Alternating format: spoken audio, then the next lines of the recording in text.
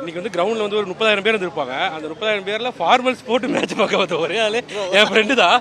Office முடிச்சுட்டு அப்படியே நேராக வந்துருக்காங்க. அவன் டெடிகேஷனை பார்க்கணும் நீங்கள். ஸோ இவ்வளோ எஃபர்ட் போட்டு வந்ததுக்கு ஒருத்தான மேட்ச் நல்லா இருந்துச்சு. அவங்களோட மிஸ்டேக்ஸ்லாம் லேர்ன் பண்ணிட்டு நல்லா ஆண்டாங்க. அபிஷேக் சர்மா வந்து அவருக்கு ஃபீல்டிங் வச்சு பவுலிங் போட்டாங்க. கரெக்டாக அங்கெல்லாம் அடிக்கல, ஓரளவுக்கு நல்லாவே அடிச்சு கொடுத்தாரு. சாம்சன் வழக்கம் போல் நல்லா ஆரம்பித்தார். அந்த ஒரு மொமெண்ட்டை மட்டும் கேரி ஃபார்வர்ட் பண்ண முடியல. பவுலிங் நல்லா இருந்துச்சு. அதிக் பண்ண நல்ல ஃபினிஷிங்கு. இன்னும் கொஞ்சம் பவுலிங் நம்ம இம்ப்ரூவ் பண்ணணும். டூபேக்கெலாம் கொஞ்சம் பார்த்து பண்ணணும். வேறு என்ன வச்சா அவனுங்க ரெண்டு பேரும் இவங்க ஹர்திக் பாண்டியாவும் திலக் வர்மாவோட பார்ட்னர்ஷிப் இல்லைனா கண்டிப்பாக இவ்வளோ ரன் வந்திருக்காது. அதுவும் நம்ம ஹர்ஷ்தீப் சிங் நல்லா போட்டார். பும்ராலாம் நல்லா தான் போட்டார். வருண் சக்கரவர்த்தியும் தூபேவை மட்டும் கொஞ்சம் பார்த்து. அப்புறம் வந்து சவுத் ஆஃப்ரிக்காவுக்கு ரொம்ப கடமைப்பட்டிருக்கோம். அது ரொம்ப தேங்க்ஸ் சொல்லிக்கணும், நிறையவே தேங்க்ஸ் சொல்லிக்கணும். மேட்ச் இன்னைக்கு சூப்பராக இருந்தது. சஞ்சு சாம்சனும் அபிஷேக் சர்மாவும் செம்மையாக ஓப்பனிங் கொடுத்து செம்மையாக பேட் பண்ணாங்க. அதுக்கப்புறமா பாண்டியாவும் செம்மையாக ஃபினிஷிங் பண்ணாங்க.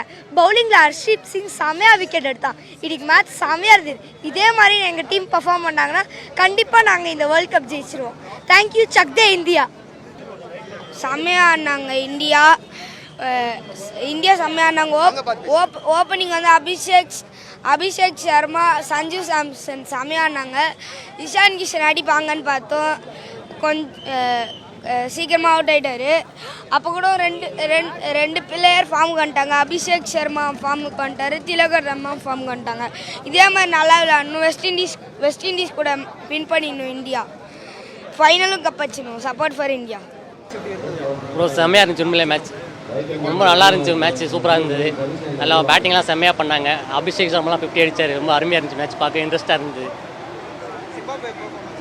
ஜிம்பாவே நல்லா பண்ணாங்க. பேட்டிங்லாம் செம்மையாக பண்ணாங்க. உள்ளே விக்கெட் எடுக்க முடியல.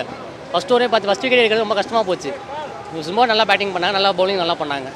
ஃபீல்டிங் செம்மையாக பண்ணாங்க. ஜிம்பாவே ரொம்ப அடிச்சுக்க முடியாது. ஃபீல்டிங் செம்மையாக பண்ணாங்க. அடுத்து வெஸ்ட் இண்டீஸ் ஜெயிச்சாங்கன்னா வாய்ப்பு பார்ப்போம்.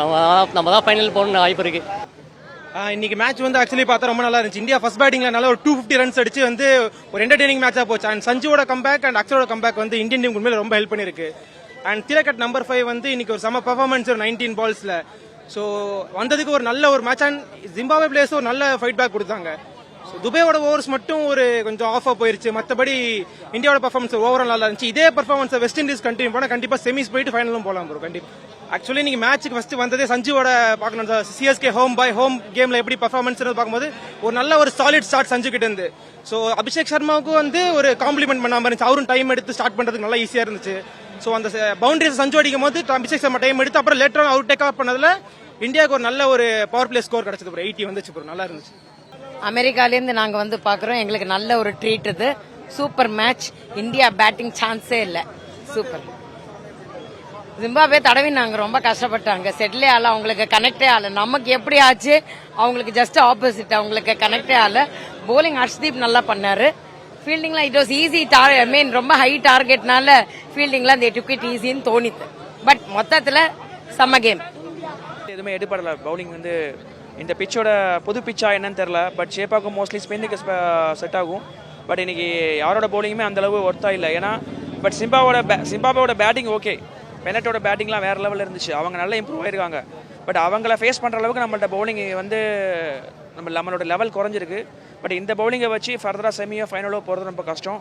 நல்லாவே இம்ப்ரூவ் பண்ணணும் பவுலிங்கை. Batting okay. பேட்டிங் இதே லெவலில் இதே லைனப்பில் போனானாக்கா நல்லா இம்ப்ரூவ் பண்ணலாம் அடுத்த மேட்ச் ஃபர்தர் மேட்ச்சில்.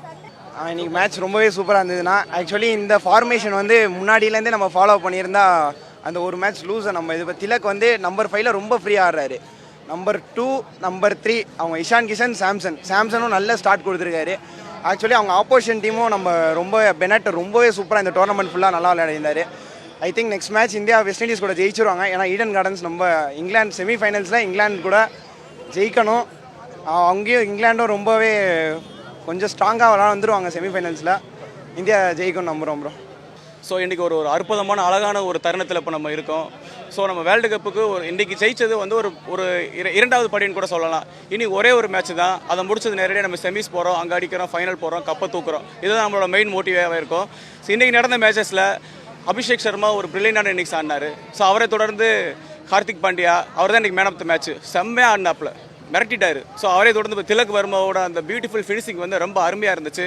எல்லா பிளேயர்ஸுமே சூப்பராக கான்ட்ரிபியூட் பண்ணாங்க. அக்ஸ்தீப் சிங்கோட பவுலிங் வந்து அந்த ஸ்பெல்லு செமையாக இருந்தது. ஆப்போனண்டே நம்ம வந்து பாராட்டி ஆகணும். ஸோ ஒரு சின்ன கண்ட்ரியாக இருந்து இவ்வளோ பெரிய இடத்துக்கு வந்திருக்காங்க இல்லையா, அதில் பென்னெட்ன்ற பிளேயர் இன்னைக்கு மிரட்டிட்டாரு. ஸோ நம்ம ஏதோ ஒரு 250 நியர் 254 சம்திங் ஏதோ அடிச்சிருக்கோம். ஸோ நியர்லி பார்த்தீங்கன்னா ஒரு 150 அந்த மாதிரி அடிச்சு ரெட் ஒரு 10க்கு மேலே கொண்டு போகலாம் ட்ரை பண்ணியிருந்தோம். ஆனால் அவங்களும் நியர்லி ஒரு 170 பக்கம் கொண்டு வந்து சூப்பராக பண்ணிட்டாங்க. இந்தியாவுக்கு நம்ம வாழ்த்து சொல்கிற மாதிரி அவங்களுக்கு நம்ம வாழ்த்து சொல்லிக்கணும் ப்ரோ.